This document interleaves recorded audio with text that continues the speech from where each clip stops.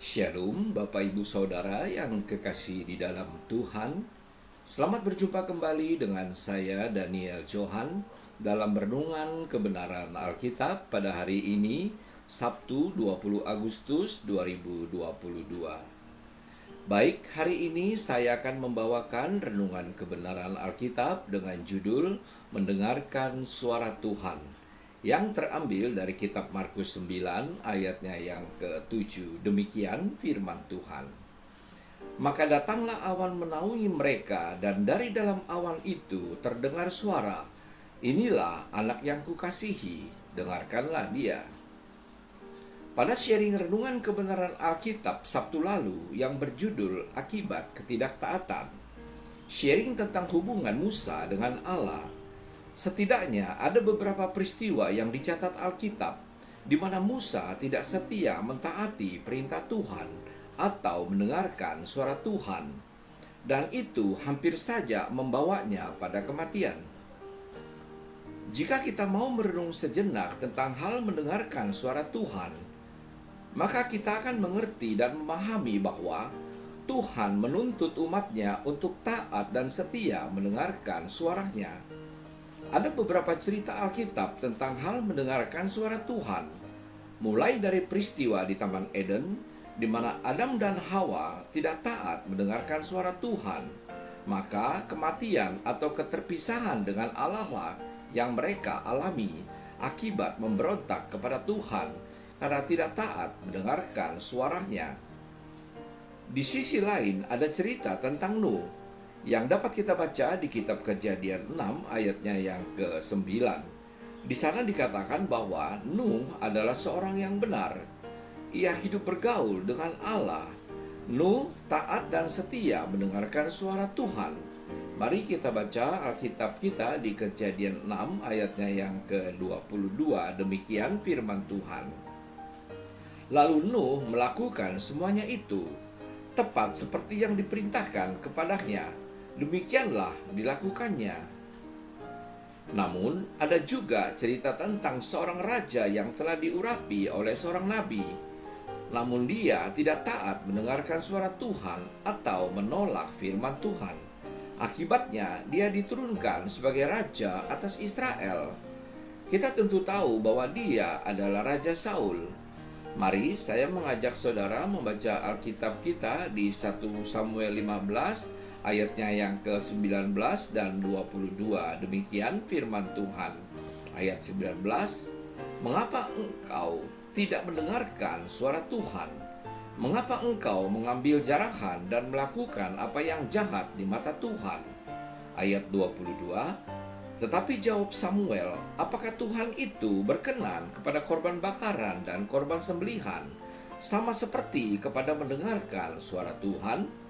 Sesungguhnya mendengarkan lebih baik daripada korban sembelihan, memperhatikan lebih baik daripada lemak domba-domba jantan." Dari ayat di atas kita dapat memahami dan mengerti tentang beberapa hal, yaitu antara lain, yang pertama, sekalipun Raja Saul adalah seorang yang telah diurapi, di mana roh Allah ada padanya, atau istilah kita sekarang, orang yang sudah lahir baru. Namun, jika orang yang telah lahir baru itu tidak mau mendengarkan suara Tuhan atau menolak firman Tuhan, maka sesungguhnya orang itu tidak hidup di dalam kasih karunia.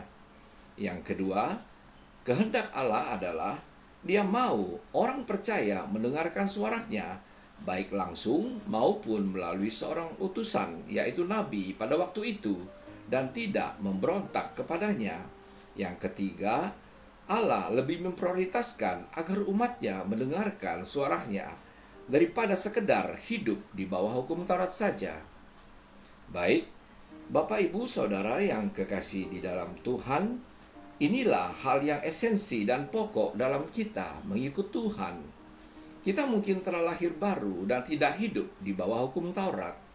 Namun, jika kita tidak taat dan setia mendengarkan suara Tuhan, maka sia-sialah dan tidak ada gunanya kita hidup di zaman kasih karunia ini. Coba kita baca apa yang Rasul Petrus katakan tentang hal mendengarkan suara Tuhan di surat Kisah Rasul 3 ayatnya yang ke-22. Demikian firman Tuhan. Bukankah telah dikatakan Musa, Tuhan Allah akan membangkitkan bagimu seorang nabi dari antara saudara-saudaramu, sama seperti aku. Dengarkanlah dia dalam segala sesuatu yang akan dikatakannya kepadamu.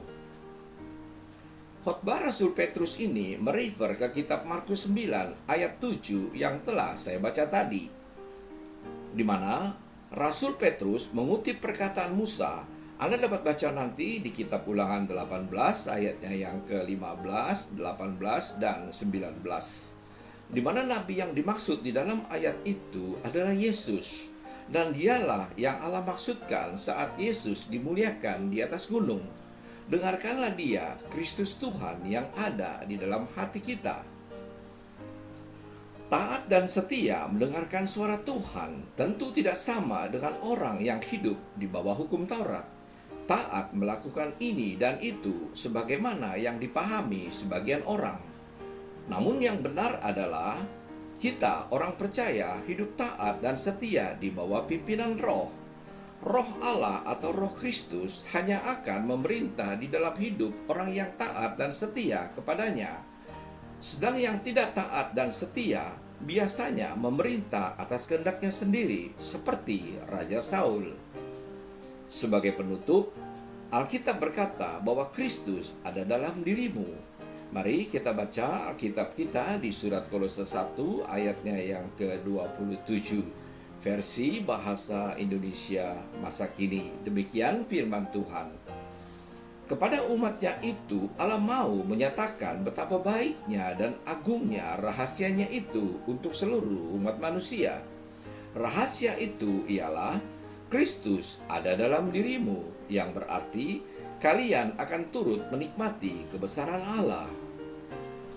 Sebagai renungan kita pada hari ini, jika Anda percaya bahwa Kristus Tuhan yang adalah Roh ada di dalam diri Anda dan Anda hidup di bawah pimpinan Roh, maka sesungguhnya Anda telah turut memerintah bersama Kristus Tuhan di atas muka bumi ini, di mana Dia adalah kepala dan Anda adalah tubuhnya.